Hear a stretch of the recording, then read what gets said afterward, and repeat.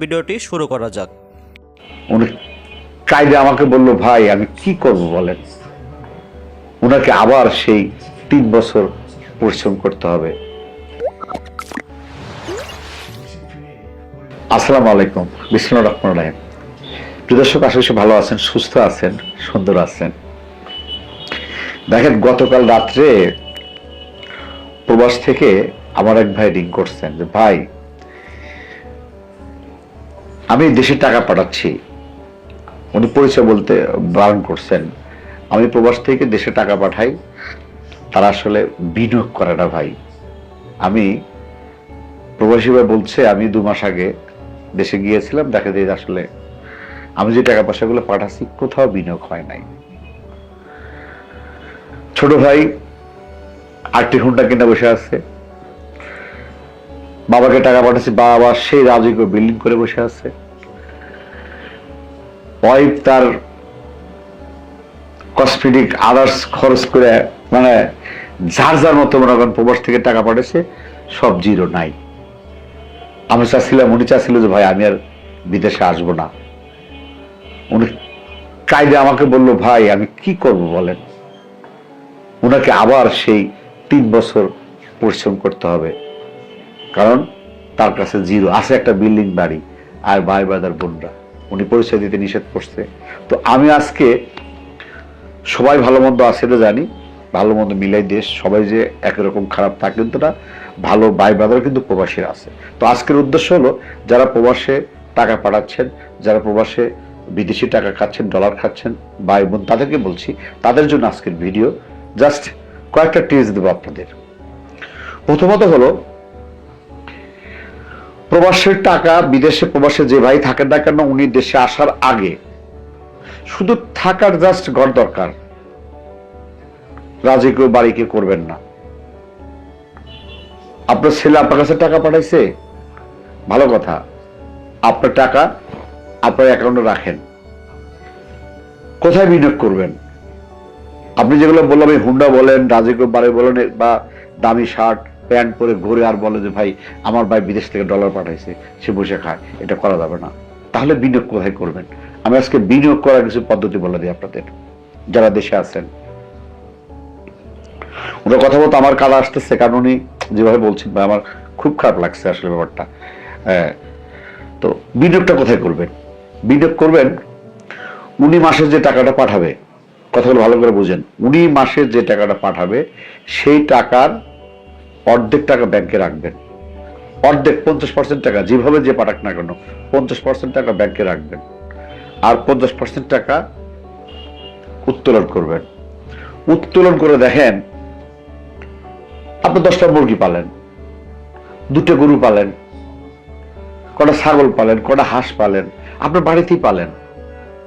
ভাই সবাই তো বসে খাচ্ছেন, উনি তো প্রবাসে কষ্ট করতেছে, আপনারা কষ্ট করেন। এখান থেকে আপনার ছোট একটা খাবার করলেন, ফার্মি মুরগি খামার করলেন, দেশি মুরগি খামার করলেন, ছোট করে করলেন। কোনো এক সময় উনি 3 বছর বা 4 বছর পর আসলো, হ্যাঁ, আসে টোটালি সবাই মিলে বিনিয়োগ করলেন। অথবা যারা ভাই আছেন, ভাই বিদেশে ছোট ভাই আছেন, তারা একটা ছোট্ট দোকান করেন, একটা মুদিখানা দোকান করেন, একটা কনফেকশনারি করেন, বা ছোট দোকান, বড় দোকান কিন্তু বলতেছি না, ছোট্ট করে কিছু শুরু করেন, ছোট ছোট করে কোনো ব্যবসা শুরু করেন। ভাই হুন্ডা নিয়ে যারা ঘোরেন, কি লাভ ভাই? ভাইটা বা ভাই বা বাপ বিদেশে পরিশ্রম করেন, আর আপনারা দেশে বসে থেকে এইভাবে শাহ শাহ করে হুন্ডা চালা যান, মনে করেন প্রবাসী, আপনাদেরকে মানুষ ভালো বলে না, এবং এটা কখনোই মানে না। উনি দেখা যায় আপনার ভাই থাকবে, প্রবাসী যেই থাক, উনি কিন্তু আসার পরে কিন্তু লাস্টে চালান থাকে না। আপনি কিছু করেন, আপনার বাপ বা ভাই বাড়ি করতেছে, ভালো কথা, কষ্ট করতেছে, আপনি কিছু করেন। আপনার বোন আর দেশে আছেন, আপনি ফাইন করে 2টা মুরগি পালেন, 2টা হাঁস পালেন, 2টা গরু পালেন, আইতে হবে। আর ওই যে আপনি 50% টাকা যে ব্যাংকে রাখতেছেন, যখন দেখেন যে 50% টাকা ব্যাংকে রাখলেন, যখন দেখলেন যে আপনার 4 লাখ বা 5 লাখ বা 10 লাখ টাকা হয়েছে, আপনার এলাকায় ল্যান্ড কিনে রাখেন, জমি কিনে রাখেন। হ্যাঁ, মনে রাখেন, ওই জমিটা যে ক্রয় করবেন, ওই জমিটা ক্রয় করতে হবে প্রবাসীর নামে, আপনার বাবার নামে ক্রয় করা যাবে না।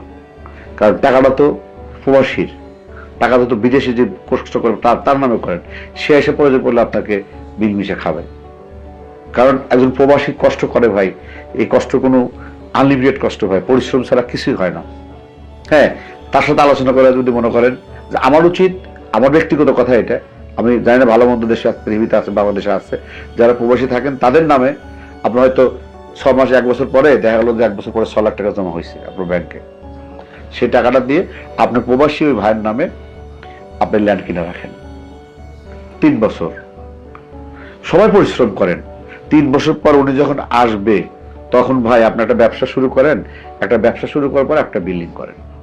হ্যাঁ, উনি যখন একটা ব্যবসা রানিং হয়ে গেল তখন তো সে লস খাবে না, তখন সে ইনকাম করে আরো সাথে ইনকাম করে আপনি বিল্ডিং করেন, ভালো হুন্ডা কেনেন, সবকিছু কেনেন, আমি না করতেছি না কেনার, কিন্তু হিসেবটা হলো ভাই প্রবাসী ভাইয়ের টাকা বা প্রবাসী বাপের টাকা বা প্রবাসী চাচার টাকা অজস্র খরচ করে সে এসে পরে ভিক্ষা থালে নিয়ে বসে থাকে, সে কি করবে, আবার তাকে বসে যেতে হয়, এটা কিন্তু আসলে ঠিক না।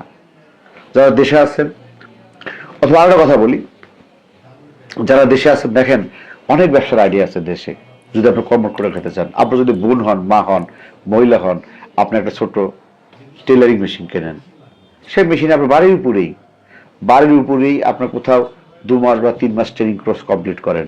আপনি মহিলাদের যে সব জিনিসপত্র আছে, ব্লাউজ আছে, যেসব মহিলাদের জিনিসপত্র যেগুলো আছে আপনি বাড়িতেই তৈরি করেন, একটা মেশিন, সেলাই মেশিনে তৈরি করেন, রান্না বাড়ির কাছাকাছি, ফ্যামিলি বাড়ির কাছাকাছি, আপনি এখান থেকে আপনার খরচটা চালান। আমি চাচ্ছি যে আপনার প্রবাসী যে টাকাটা আছে সেই টাকাটা ব্যাংকেই থাক, যখন 5,000 বা 6 লাখ বা 10 লাখ জমা হবে তখন ল্যান্ড কিনে রাখবেন, ব্যাংকেতে টাকা একবার রাখবেন না, ব্যাংকেতে টাকা উঠে ল্যান্ড কিনে রাখেন, আবার আপনি পরিষেবা, টাকা তো আপনাদেরই।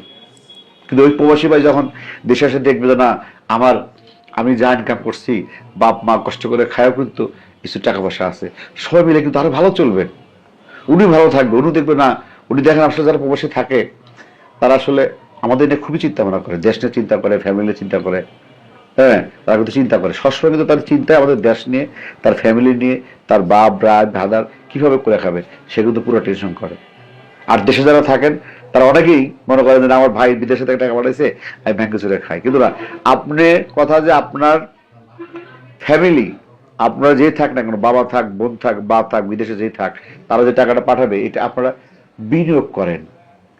আপনার টাকা আছে, টাকা পয়সা ডিপোজিট খোলেন, বা একটা ছোটখাটো ব্যবসা করেন, আপনার ভাই হয়েছে, আপনি ভাই ছোট একটা ব্যবসা শুরু করে দেন, আপনি ঘোরাফেরা করেন না, আপনারা ছোট্ট ব্যবসা শুরু করেন, আপনার গ্রামে অনেক ব্যবসা আছে ভাই, আপনি 2টা গরু পালেন, খামার করেন, পাশাপাশি একটা কর্মচারীর দোকান দেন, পাশাপাশি ছোট একটা ব্যবসা শুরু করেন, আপনার মাছের ব্যবসা, আমরা তো অনেক আইডিয়া দিয়ে থাকি দেখেন ব্যবসা সম্ভব। আপনি যদি মনে করেন আপনার ট্রেনিং, আপনার সার্ভিসিং ব্যবসা করবেন, ভালো কথা, আপনার কোনো দোকানে সার্ভিসিং শেখেন, মোবাইল সার্ভিসিং শেখেন, এসি সার্ভিসিং শেখেন, কম্পিউটার সার্ভিসিং শেখেন, শিখে আপনি ব্যবসা শুরু করেন। আপনি যখন কম্পিউটার সার্ভিসিং শিখলেন, কম্পিউটার সার্ভিস শেখার পরে কিন্তু আপনার ভাই যখন আসবে তাকে আবার ওই জায়গায় বিনিয়োগ করান।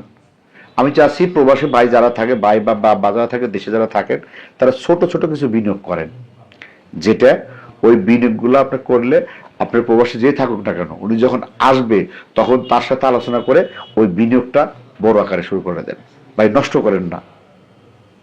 পরশু ছোট্ট একটা ভিডিও, আসলে ভিডিওটার উদ্দেশ্য হলো যে আমারও বইটা আমাকে রাত্রে অনেকক্ষণ গল্প করছেন ভাই, আসলে আমরা কি করি আসলে, দেশে যারা থাকে তারা আসলে এইভাবে করে, সবাই কিন্তু সমান না, কম বেশি হয় বলতেছে আবার, কিন্তু যারা এগুলো করে থাকেন দয়া করে ভাই, উনি তো কষ্ট করে প্রবাসে থাকে, আপনারা দেশে থাকেন, দেখেন উনি বাপ মা ছাড়া, আত্মীয় স্বজন ছাড়া কিভাবে দিন রাত কাটায়, 24 ঘন্টা কাজ করে, ওভার টাইম কাজ করে, নিজের কাজ করে, আবার নিজে এসে রান্না করে খাইতে হয়।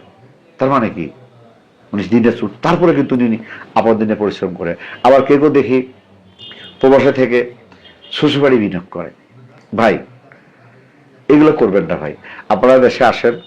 আর প্রবাসে যারা থাকেন তাদেরকে বলবো যে যারা আসলে দেশে ভালোবাসেন, জানি বিনিয়োগ করতে চান, ভাই বোনদের কাছে দিতে চান টাকা, কিন্তু আপনারা, আমি বলবো আপনারা যে টাকাটা বেতন পান, প্রবাসী যারা আছেন, যারা বেতন পান, যারা প্রবাস থেকে দেখতেছেন, যারা বেতন পান, সেই বেতনের 50% আপনি একটা অ্যাকাউন্ট করে যাবেন বাংলাদেশে অ্যাকাউন্ট করে যাবেন, সেই অ্যাকাউন্টের কাগজপত্র, চেক বই, সিগনেচার করে যাবেন না, আপনি কাগজপত্র নিয়ে যাবেন, এবং আপনি ওই অ্যাকাউন্টে ফ্যামিলিকে 50% দেন, আর 50% বা 30% আপনি অ্যাকাউন্টে জমা রাখেন, বিদেশ থেকে জমা করেন। আপনি যখন আসবেন, হ্যাঁ আমি জানি আপনারা মা বোনের ফ্যামিলি ভালোবাসেন, আপনি যখন আসবেন তখন আপনি ফ্যামিলিকে দিবেন। আপনার মাথায় তেল থাকলে ভাই সবাই তেল দিবে, আপনার মাথায় টাকা থাকলে আপনার কাছে টাকা থাকলে টাকা দিবে। এখন আমরা অনেক কিছু নিউজ দেখি যে প্রবাস থেকে প্রবাসী আসছে, বিদেশ থেকে প্রবাসী আসছে, তার লোকও নাই। কেন নাই? কারণ তার কাছে অর্থ নাই। যার অর্থ ছিল, প্রবাসী যে অর্থগুলো ছিল, সেগুলো ভাই বাজার, আত্মীয় স্বজন, বউ শ্বশুর বাড়ি সব খায় শেষ। অতএব আপনি আপনার বিনিয়োগ করার মতো বই আপনি নিয়ে আসেন। আপনাকে সবাই দাম দেবে, মূল্যায়ন করবে, তাছাড়া কেউ আপনাকে মূল্যায়ন করবে না। আমার ভাইকে বলছি যে আসলে আবার কালকে রাতে গল্প করছেন, আপনার ভুল একটাই, আপনি বিশ্বাস করছেন, আর প্রবাসীরা মানসিক বিশ্বাসই করে। এরপর আপনি যাই করেন, আপনি ফুললি টাকাটা দেশে পাঠাবেন না, আপনি ওই টাকাটা কম হলেও 50% টাকা আপনি রাখবেন, আর 50% টাকা ফ্যামিলিকে দিবেন। ফ্যামিলিকে দিবেন এমন উদ্দেশ্যে, সেটাকে আপনি ফেরতের উদ্দেশ্য না। হ্যাঁ, তারা যদি ভালো হয় তারা কিছু রাখবে, ভালো না কিন্তু রাখবে না। আর 50% টাকা আছে, বিদেশ থেকে দেশে এসে, ব্যাংকে এসে আপনি আবার দেশে বিনিয়োগ করেন। সারা জীবন তো ভাই প্রবাসে থাকা যাবে না ভাই। পরিশেষে সবার সে দীর্ঘ মঙ্গল কামনা করে আজকের মতো শেষ করছি। আল্লাহ হাফেজ। আপনার এলাকা ভিত্তিক, যে আসলে আপনার এলাকা ভিত্তিক যে গবাদি পশু যারা পালন করে তারা আসলে কেমন বাকি নেয়, সেটা আপনি ম্যানেজ করতে পারবেন কিনা, সেটা সঠিক করতে পারবেন কিনা, আপনি বাকি দিলেন সেটা কি খেয়াল করতে হবে, আপনি বাকি দিচ্ছেন কিভাবে দিচ্ছেন, বা বাকি ছাড়া ব্যবসা করতে পারবেন কিনা। আবার অনেকে বাকি ছাড়া করে ব্যবসা করে। আমি কিছু গবাদি ইসলাম আলাপ করতে পারবো যে ভাই বাকি যারা নেয় তারা আসলে যারা খামার, মানে একদম একদম খামার, যেমন তারা তো সে মুরগি খামার করছে, তার প্রতিদিন ডিম আসতেছে 200 পিস। সে কি করে, ওই ডিমটা বিক্রি করা থাকে সন্ধ্যার সময় টাকা দেয়, মানে স্থায়ী কোনো বাকি যায় না। তো স্থায়ী কোন এলাকা যাইতেও পারে, কিন্তু আপনাকে সেটা খেয়াল করতে হবে যে আসলে মেন কথা হলো আপনার দেশে যারা আছে, যে ভাই ব্রাদার আছে, তার দিয়ে আপনার ছোট পরিসরে শুরু করতে।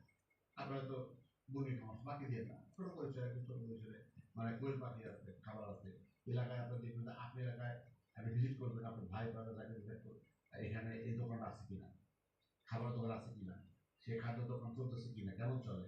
অথবা আগে ভিজিট করতে হবে যে আমার যে গ্রামে বা আমার যে ইউনিয়নে থাকি সেই ইউনিয়নের গবাদি পশু কেমন আছে, আর এই লোকগুলা কোথা থেকে ক্রয় করে, আপনার ভাই ব্রাদার বা বাপ দিয়ে সেটাকে ভিজিট। তো আপনারা উপকৃত হয়েছেন। তো আজকের মতো বিদায় নিচ্ছি। আল্লাহ হাফেজ।